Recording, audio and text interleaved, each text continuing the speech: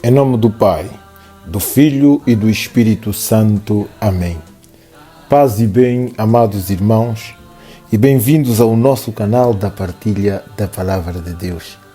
Neste dia em que celebramos o 25º domingo do tempo comum, e a liturgia nos apresenta o segundo anúncio da paixão, morte e ressurreição de Jesus.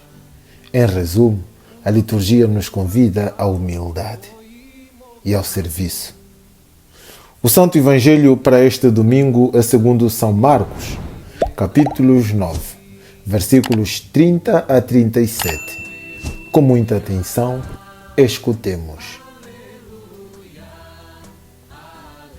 O Senhor esteja convosco. Evangelho de Nosso Senhor Jesus Cristo segundo São Marcos. Naquele tempo, Jesus e os seus discípulos caminhavam através da Galileia. Jesus não queria que ninguém o soubesse, porque ensinava aos discípulos, dizendo-lhes: O Filho do Homem vai ser entregue às mãos dos homens, que vão matá-lo, mas ele, 3 dias depois de morto, ressuscitará. Os discípulos não compreendiam aquelas palavras e tinham medo de o interrogar. Quando chegaram a Cafarnaum e já estavam em casa, Jesus perguntou-lhes: Que discutíeis no caminho? Eles ficaram calados porque tinham discutido uns com os outros sobre o qual deles era o maior. Então Jesus sentou-se e chamou os 12 e disse-lhes: Quem quiser ser o primeiro será o último de todos e o servo de todos. E tomando uma criança, colocou-a no meio deles, abraçou-a e disse-lhes: Quem receber uma destas crianças em meu nome, é a mim que recebe. E quem me receber, não me recebe a mim, mas aquele que me enviou. Palavra da salvação. Amados irmãos, o Evangelho de hoje narra o segundo anúncio da paixão, morte e ressurreição de Jesus. Como no primeiro anúncio, em Marcos capítulo 8, versículos 27 a 38, os discípulos estão assustados e com medo. Eles não entendem as palavras de Jesus.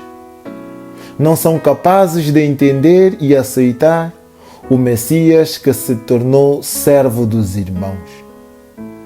Eles continuam a sonhar com um Messias glorioso e veem em Jesus um Messias totalmente diferente do Messias esperado.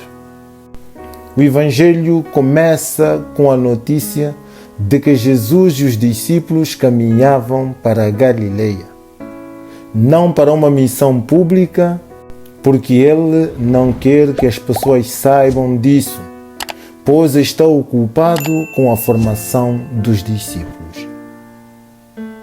Jesus os ensinava dizendo: O Filho do Homem vai ser entregue às mãos dos homens, que vão matá-lo, mas ele, 3 dias após de morto, ressuscitará.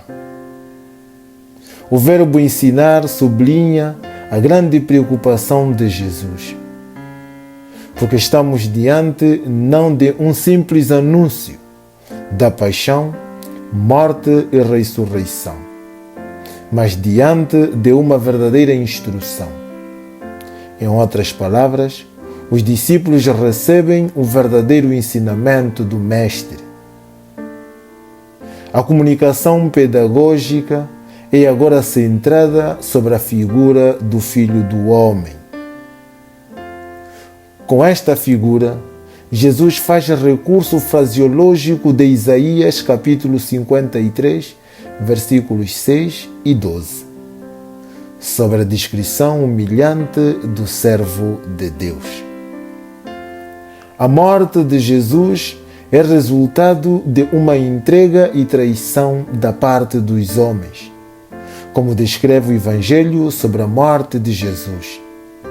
Diferente do primeiro e do terceiro anúncio, mas não se menciona de maneira explícita os responsáveis da sua condenação e morte.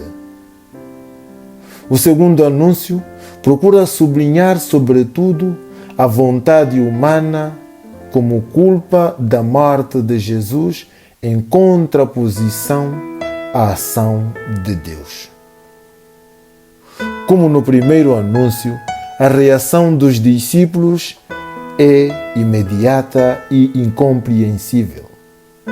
Eles não pedem esclarecimento e têm medo que a sua ignorância venha à tona. Como dizíamos no princípio da nossa reflexão, eles têm dificuldades de compreender e aceitar um Messias à maneira de Jesus.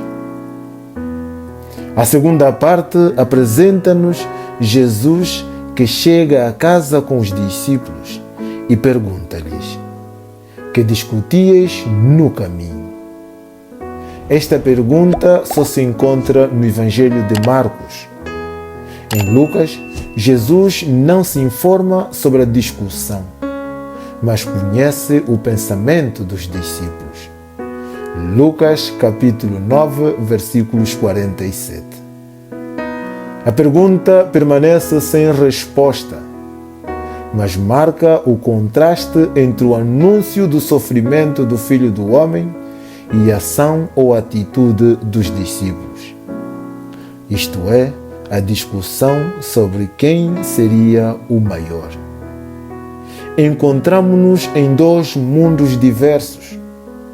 Por um lado, temos o Senhor que pensa na entrega da sua vida para a salvação da humanidade.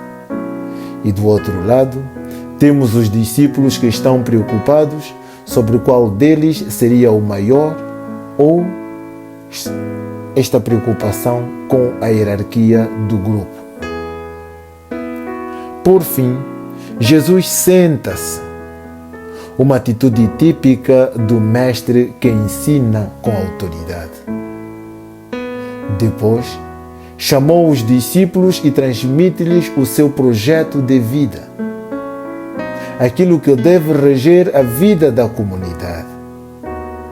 Quem quiser ser o primeiro será o último de todos e o servo de todos. Na escola de Jesus, hierarquia significa servir, e todo discípulo é chamado a ser servo de todos por amor.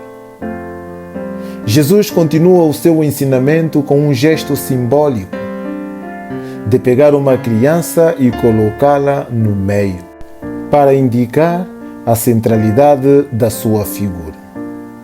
Jesus abraça a criança a fim de ilustrar a atitude do acolhimento com o qual deve ser recebido. Ele se identifica com as crianças, a tal ponto, se alguém recebe uma criança no seu nome, recebe a si, e quem recebe Jesus, recebe o Pai. A imagem da criança, que em muitas sociedades não são importantes, indica qual deve ser o estilo dos líderes das comunidades. Esta lógica situa-se na linha da morte e ressurreição. Um estilo que não se baseia na opressão e na arrogância, mas na fraqueza de todos que vivem num estado de fragilidade.